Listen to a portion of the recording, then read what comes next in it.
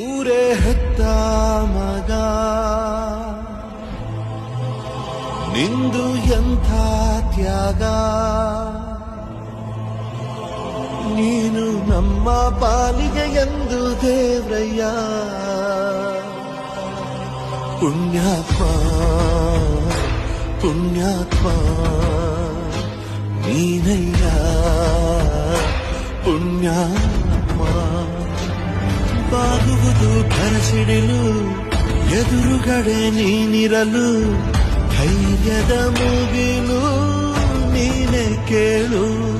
ಅಲೆಗೆ ಎದೆಯ ಕೊಟ್ಟು ನಿಲ್ತಾನೆ, ಇವನ ಹೆಸರ ಗುರುತಿಡುವನು ಆ ಶಿವನೇ. ಪುಣ್ಯಾತ್ಮ ನೀನಯ್ಯ ಪುಣ್ಯ